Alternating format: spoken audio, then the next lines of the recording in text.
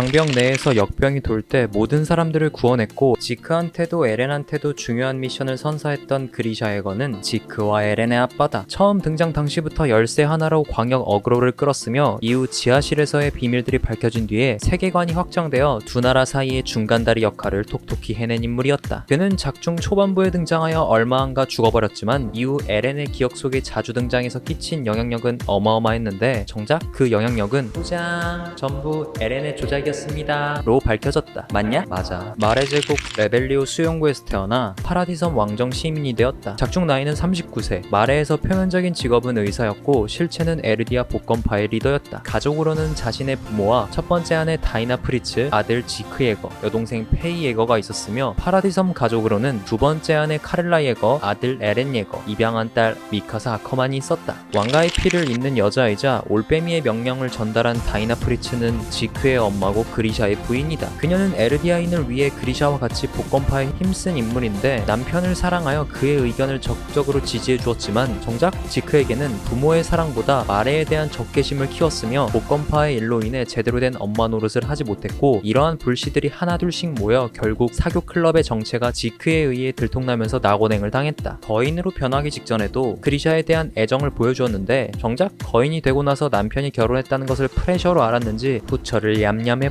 맞냐? 맞겠니? 첫째 부인에 비해 대조되는 면으로서 만들어진 카렐라 예거는 그리샤의 두 번째 부인이다. 그리샤가 키스와 함께 술집에 처음 왔었을 때 조우했으며, 이후 시간 신화에서 전염병이 돌아 병에 걸려 그리샤를 찾아간 계기로 둘은 이어져 결혼까지 골인했다. 그녀의 아름다운 외모는 다른 사람들의 시선을 받을 정도로 호감이었고 친절했으며 다정한 여자였는데, 미카사를 친자식같이 키웠으며 작전에서 실패하고 돌아온 키스가 본인에게 나무랄 때 사람들은 존재 자체만으로도 특별하다고 이야기했고, 심지어 무지성 거인에게 잡아먹힐 때도 아이들이 비명을 듣지 못하게 손으로 입을 가렸던 작중 최고의 어머니였다만, 아이러니하게도 카렐라가 잡아먹힌 것은 전부 에렌의 계획으로 밝혀져 아주 이 애색 817년 동생 페이 예거를 데리고 비행선을 구경하러 나갔다가 동생이 죽고 아버지에게 지겨운 세뇌 교육을 또 들으며 혼났다. 824년 의사로서 살아가던 도중 진료실에 어떤 남자가 찾아와 어렸을 적의 일을 상기시켜줘서 복권파에 합류했으며, 올빼미의 명령 하달도 받았고 그 안에서 리더가 되어 왕가의 피를 가지고 있었던 다이나 프리츠와 결혼까지 했다. 825년 지크 예거가 태어났다. 820년대 지크 다이나와 함께 수용구 꼭대기에서 바라보다가 물벼락을 맞았고 본인들이 처한 현실을 다시 한번 자각했다. 832년 지크를 전사대로 만들기 위해 훈련을 보냈지만 지크의 고발로 인해 낙원행이 결정되었는데, 아내와 동료들이 무지성 거인이 되고 드디어 본인 차례가 왔을 때 올빼미의 정체가 밝혀지면서 임무를 받고 진격의 거인을 계승했다. 이후 방벽 근처에서 키스 샤티스를 만나 기억 상실증에 걸린 척 방벽 안으로 들어갔고 전염병까지 퇴치하여 사람들의 신뢰를 얻었다. 거기서 카렐라라는 여성과 두 번째 결혼을 했다. 물론 의사라는 직업으로 정부 관리들과 친해져서 지속적으로 시조 거인에 대한 정보를 모았다. 835년 에렌 예거가 태어나버렸다. 844년 레이스 왕가의 예배당까진 찾았지만 섣불리 들어가진 못했다. 밤마다 지속적으로 바깥 문명에 대한 것을 책에 기록했다. 또한 아커만 가족을 건강검진하러 갔다가 미카사를 제외한 부모가 죽어서 그녀를 입양했다. 845년 월마리아가 거인들에게 돌파당하던 날 조사병단이 되고 싶어하는 에렌의 이야기를 듣고 마음을 굳게 먹어 예배당에 들어가 프리다에게 거인과 맞서 싸워달라고 부탁하지만 거절당해서 결국 로드를 제외한 레이스 일가를 전부 죽이고 시조 거인을 획득했다. 그 후 원로제로 귀환하여 에렌을 숲으로 데려가 주사를 투입한 뒤 거인이 된 에렌에게 잡아먹히면서 생을 마감했다. 에렌의 아버지답게 어렸을 적에 호기심이 왕성했던 인물이었지만 여동생의 죽음으로 인해 마레에 대한 증오심을 키워나갔고, 이로 인해 냉정한 성격으로 변모했는데, 복권파의 리더가 됨으로써 지나친 열정으로 인해 아들 지크를 코너로 내몰아버린 주범이기도 했다. 그래서 두 번째 인생에서는 이러한 단점들을 보완하고자 최대한 차분하고 계산적인 행동을 보이며 본인의 정체를 숨겨 에렌에게 계승할 수 있었다. 하지만 결과가 본인 의도대로 흘러가지도 않았고, 언제나 의무감에 쫓겨서 침착했던 행동들이 다시 감정적으로 변했는데, 크루거에게 계승받기 전과 어른이 된 지크를 만나 과정에 대한 대가를 알았더라면 복권파가 되지 않았을 거라며 후회했다. 끝났다.